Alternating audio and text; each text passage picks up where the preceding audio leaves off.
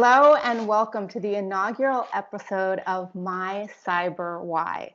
My Cyber Why is a series about the wonderful people in the world who have dedicated their lives to protecting cyberspace. So we're going to take a glimpse into what they do and how they do it, and most importantly, why they do it.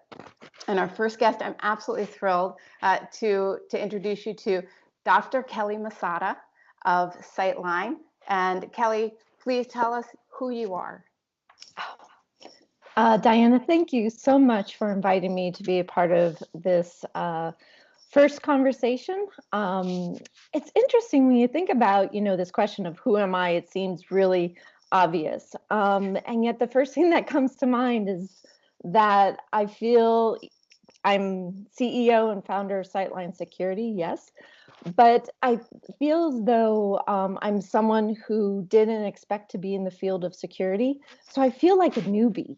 I feel like sort of an adventurer and a fresh mind in this space. So though I have that professional title, I think who I am is all about the passion around security and trying to do things better. Okay, and you mentioned that you're the CEO of Sightline. So what is Sightline, and what are you doing with Sightline? Sightline is a brainchild that came out of my dissertation research. So in 2016, I completed my PhD dissertation at Purdue University. And my dissertation was focusing on the cybersecurity of nonprofits working with victims of violence. And during that process, what came out of it was this huge revelation that nonprofits in the security space are completely being overlooked. Even though there are many well-intended people out there really interested in helping nonprofits and giving back and lending a hand, the nonprofits themselves are actually being dismissed in some ways. So Sightline Security was my next step, though I didn't know it at the time, that once dissertation was done, this was the work that I was always meant to do. And so I created this nonprofit organization where we are dedicating our mission to helping other nonprofits navigate cybersecurity with confidence. We are building a system and we're building a community that helps nonprofits do this work with us, and that we're not going in there and just doing it for them. So it really is a big, broad organization that has a huge mission in front of it. So Sightline's a nonprofit, and you help nonprofits. Do you have to be a nonprofit to help nonprofits? Is there a reason that you chose to go the nonprofit route over just being a regular corporation? It's a great question, and actually one that we get quite a bit. We decided to go the nonprofit route because we wanted to make sure that our work was accessible to those who we wanted to serve. Mm-hmm. Those who want to participate in our community as partners, as supporters, as experts, as advisors, we welcome everybody. We want to be a place for the cybersecurity field to actually can come and participate in a way that they can help back or help these nonprofits and give back. I think the interesting thing is that we are trying to create that space between the nonprofits and the tech companies. So we're sitting in the middle saying, come play in the sandbox with us. Yeah, I mean, it's a great point. Tech companies dedicate a lot of time to, to volunteer work. We have a whole month at Microsoft, for the Give Month in October every year. So it's great to have a nonprofit trying to tie together, the technology aspect and the technology expertise. So why? What's the cyber why? What's the big driver for you and for Sightline? The why is that this work has to be done. It was interesting. A few days ago, I was walking through an airport, and there were a bunch of big cyber companies with their banners on the walls in the airport. And I was looking at them through the lens of a nonprofit saying, does that solution fit me? Yeah. And it made me realize that these companies are doing great things, great work. But I don't think that they understand the business of a nonprofit And our security field is so inundated with bigger problems and bigger issues that we often forget that we're all interconnected. So the passion for me and why I do this work is that it needs to be done. We have to be able to help these organizations do things better. And personally, like I said, I never thought I would be in this field, and I feel very lucky by the people I've met and the opportunities I've had, that I feel this is a way to give back. This is a way to help organizations not be afraid of cybersecurity and really help them come into the fold with us. I mean, I think often non-technical users feel like it's an us and them kind of model. Oh, yeah.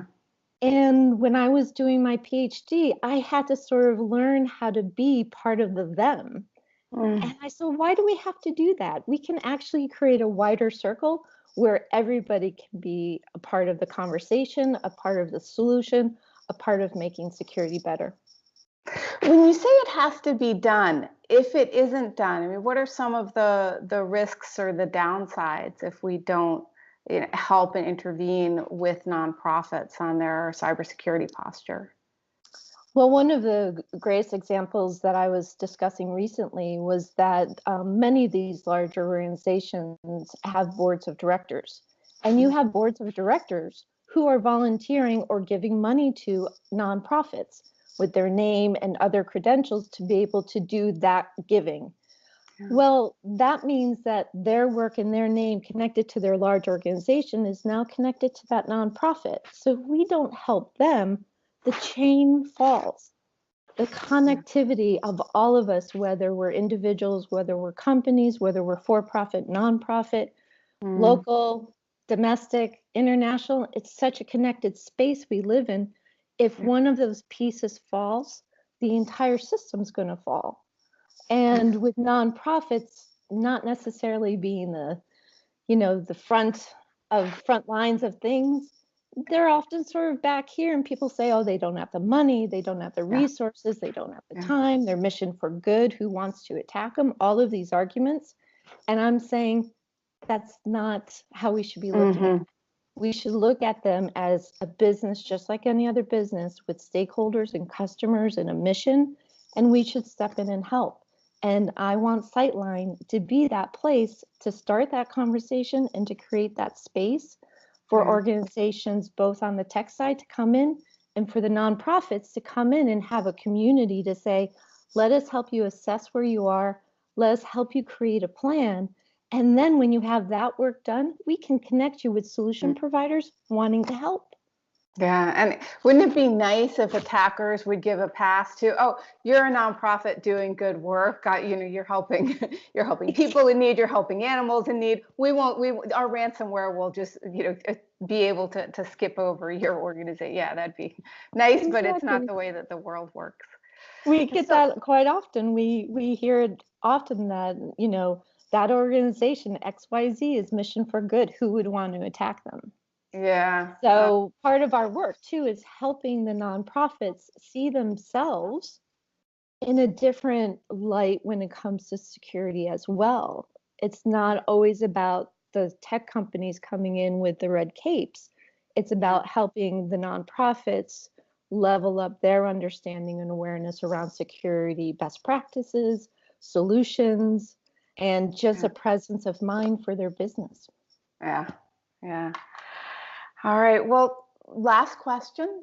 How would you like to engage going forward, or what would you like to say to people about cybersecurity that you may think that they don't know? What would you like to see change? Well, the first ask is anyone who's interested in cybersecurity and nonprofits, come talk to us.